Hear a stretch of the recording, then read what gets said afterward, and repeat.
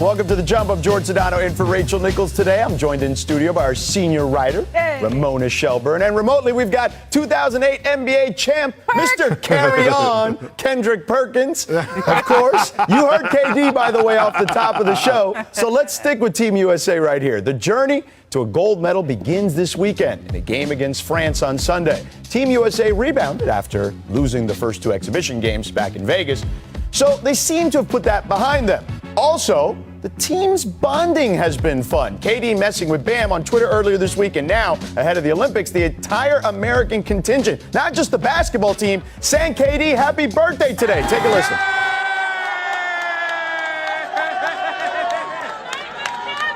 Happy birthday to you. Happy birthday to you. All right, fun fact for our viewers here. It's not Katie's birthday, but Perk, the trolling continues. It's moved beyond Twitter now. But Perk, as we take a look at the upcoming schedule for Team USA, do they need to make a statement in Game 1 against France on Sunday?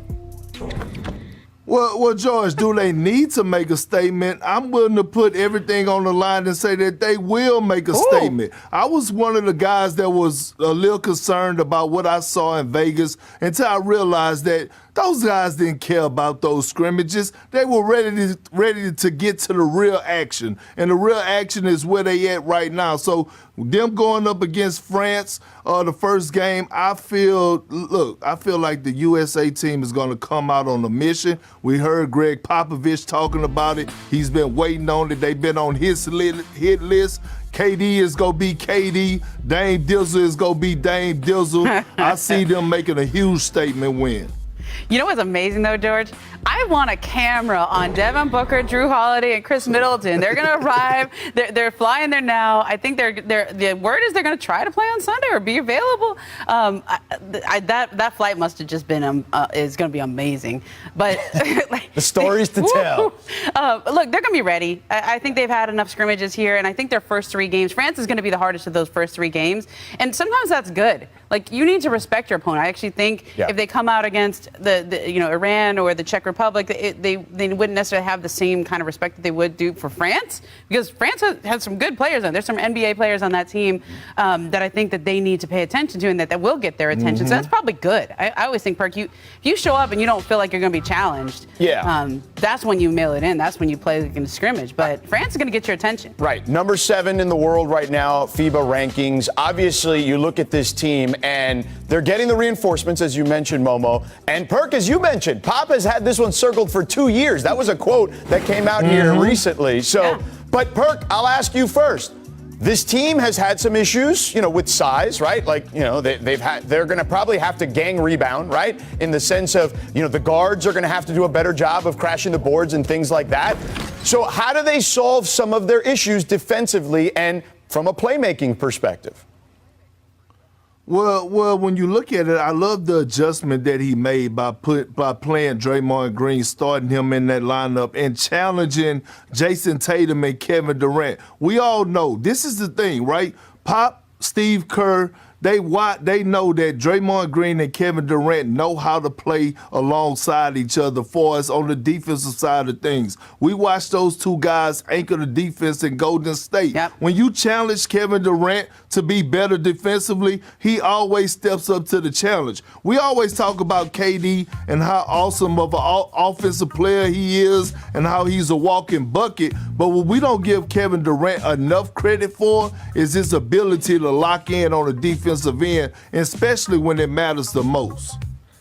Well, I mean, I just saw Drew Holiday make one of the best defensive plays I've seen ever, in that series. I mean, Bam Adebayo, to me, is always in the running for an all-defensive team. I think they have plenty good enough roster. They just need to learn how to play together. And I actually think this is a good setup for them, where you get somebody who's gonna give you a challenge in that first game, and it'll get your attention. And I think they get going. They got their attention when they lost, right? Yep, agreed. They will be locked into that one for sure. And continuity has been a big problem for them. It's been a long time since we've had guys commit to this for a year or plus, right? Like, this is the thing. We're kind of still throwing this thing together, so I think that's part of it. Speaking of continuity, will the Suns have continuity?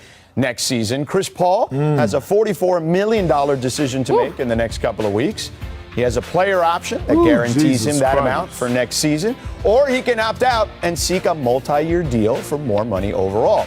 Here's all the options laid out with CP3. So, Ramona, what should Chris do?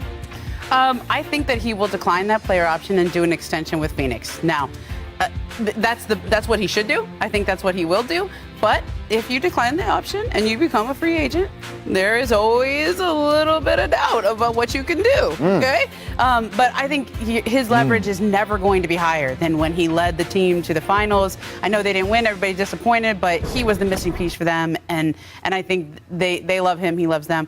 I think if he goes anywhere, I'd be very surprised. But if he goes anywhere, I don't buy anything outside of LA or Phoenix. Which LA team, though?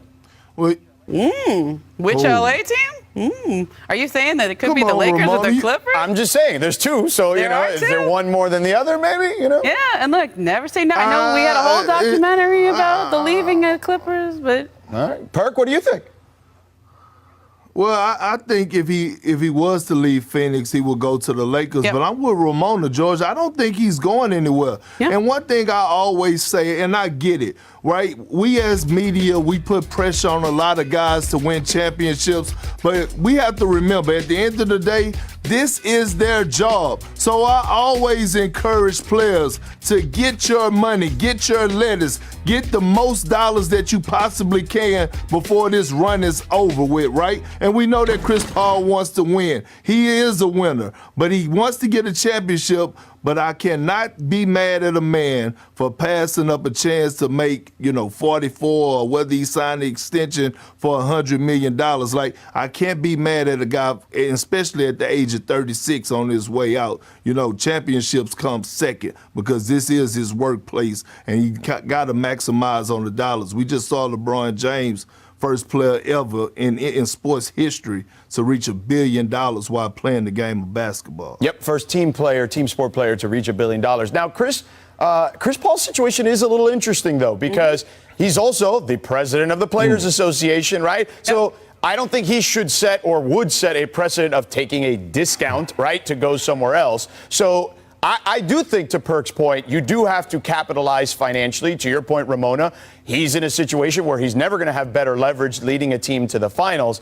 But when we mentioned the other options, right, like L.A., to pull it succinctly, LA's cap situation, Ramona, is like a Facebook status. It's complicated, is it not? Yeah. Look, the only way you go to the Lakers or the Clippers is if it's a sign and trade, right? Which means they'd have to give up something, and Phoenix would have to be willing to take something back. You have to work with Phoenix to do that. Chris Paul did that before. That's how he went to Houston. It was a sign and trade. So I don't even know if it was a sign and trade. He had to work with the Clippers. That means Phoenix would take Schroeder back, right? So I don't think Phoenix wants to do that. I think Phoenix wants to keep him. Right, of so course. you have to convince Phoenix to work with you to do that. It's very difficult to do that for Chris, but I just think he stays right there. I don't buy any of the stuff with New York or any of the teams out there. He lives in LA. His family's here. It's been such a good fit for him in Phoenix, and the only other doors I could see opening would be the Lakers or the Clippers. Both of whom need point guards, by the way. But you know what else? You know what else? Right now, Phoenix is eye candy to other free agents, right? When you look at this Phoenix Suns team, you look at the culture that they have built going to the finals. If you're a free agent, you should consider going there. And then I have all the trust in the world in James Jones, our guy, champ. George, you know about him down there in Miami. He's going to figure out ways to improve this roster. He's going to get pieces that need to be and fill those roles that he saw to get them back to, or try to get them back to where they need to go. Yeah, listen, I am a big fan of James Jones going way back to when he played at American High School in Hialeah, Florida. All right, Big Perk, that's when I knew of James Jones. Way before his days at the University of Miami or playing for all the NBA teams and being a GM. So I do agree with that, but I'll ask you quickly, and I'd love to get Ramona's thoughts before we move on as well. Where are they in the hierarchy next year if all things are even? If the Lakers are healthy, if the Clippers are healthy, if Utah is healthy, where is Phoenix in that mix, Perk?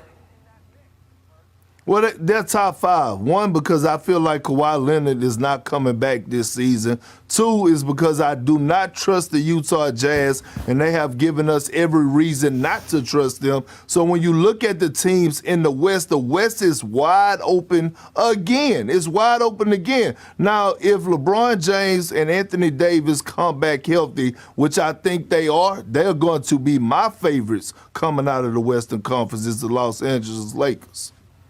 I agree with you. I think the Lakers will probably be the Vegas betting odds, and I think internally, around the league, that's still the team in the Western Conference that people measure themselves against. And let's see what the Lakers do, by the way, as we approach free agency and the draft, because they have been very active in setting up different scenarios for themselves. I think last year, Rob Pelinka showed he wants to get better. He's going to keep trying to do things to get better. Now, last year, I think they got better, but it didn't fit together as well. Yeah. Doesn't mean they're going to stop trying to get better, though. Try a different mix. And so they have been very aggressive, and let's see where they end up in about 2 weeks from now. Yeah, well, don't go too far, because in about 20 minutes or so, we do have some Lakers stuff to get into as well. But coming up, with the draft coming up next week, we'll count down our top rookie plays of the season as